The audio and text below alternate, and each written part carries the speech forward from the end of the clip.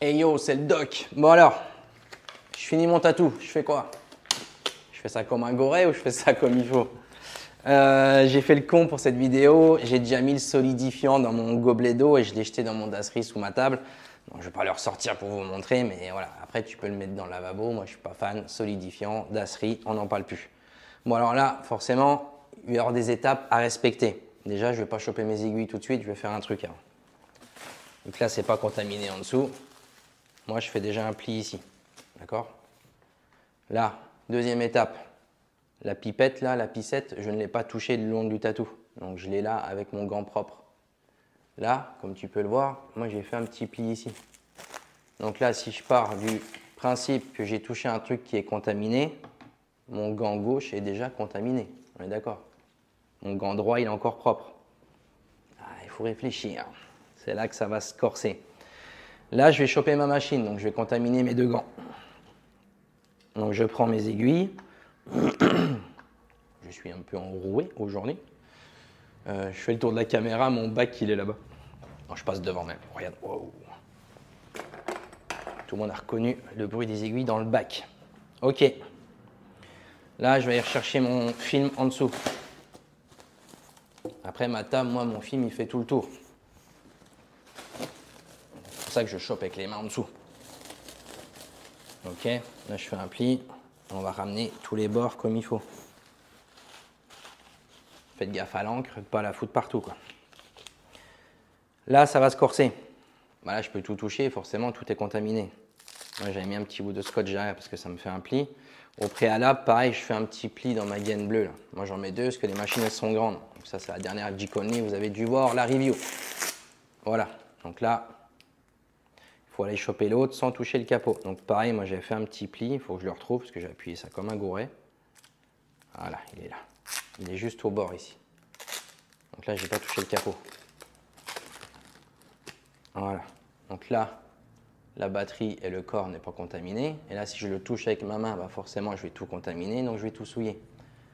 Donc soit tu as deux étapes, soit tu es un jongleur, tu arrives à enlever ton gant de la main gauche et à le remettre l'autre gant sans trop le toucher, c'est un peu plus compliqué.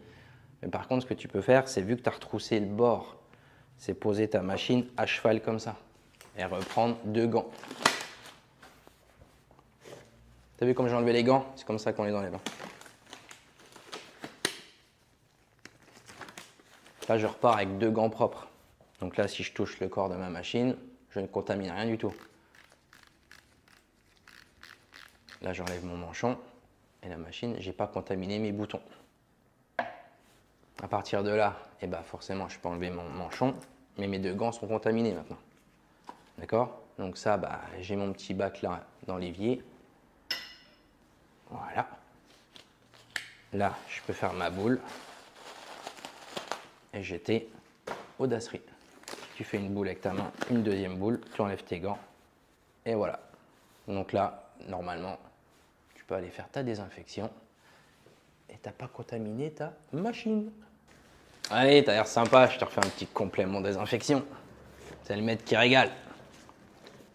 Donc tu as vu, j'ai déjà passé deux paires de gants. Là, c'est la troisième, forcément, vu que j'avais touché quelque chose de contaminé juste avant.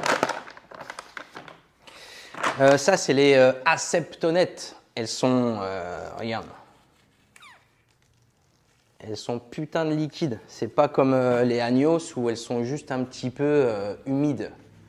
Donc ça, c'est pareil, fais super gaffe à comment tu vas désinfecter ta machine parce que si tu bourres dedans et que tu appuies comme un gros goret, tu vas foutre plein de liquide dedans. Et s'il y a plein de liquide dedans, ça va faire quoi? Ça va remonter où? Dans le moteur. Et tu risques de tout niquer. Donc au pire, tu les sors un petit coup. Et si tu veux faire une boule pour monter à l'intérieur, tu peux y aller comme ça, quoi. Et tu laisses la machine droite. Paf. Bon, normalement, j'ai rien touché, c'est tout nickel. Pareil, si tu passes sur les boutons, tu peux, mais fais attention de ne pas appuyer dessus, quoi. Et c'est super humide après. En général, moi, je la mets comme ça dans mon rack. Elle a son rack pour elle dans ma servante et bah, je la touche pas, je laisse sécher tout seul, quoi. Ça, il y a un temps de contact, un temps de trempage, temps de contact minimum, quoi.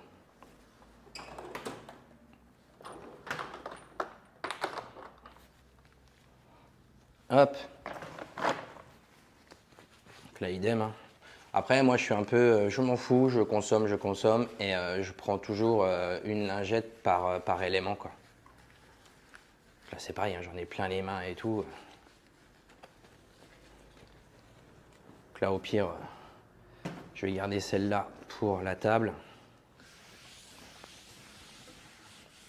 Suivant les produits que vous utilisez, vous avez des temps de contact minimum et des temps de séchage. Je ne sais pas comment vous appelez ça vous, moi j'appelle ça les temps de contact. Moi je ne me prends pas la tête. Jumi, décidément, elle n'est pas bonne la review. Là. Bientôt être malade. Je laisse sécher à l'air libre. Oh bordel, un putain de chat dans la gorge les copains. Et basta, tout simplement.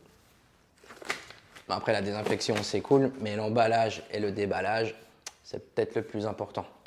Allez, je vais sortir Monsieur Ziga et je vais aller brosser mon manchon et le balancer au bac de trempage. Et à bientôt pour de nouvelles aventures. T'es déjà parti? Non, encore là, c'est cool. C'est sans fin nos vidéos. Pareil, là, je pense à un truc. J'ai remis des gants neufs, j'ai sorti un rouleau de sopalin neuf.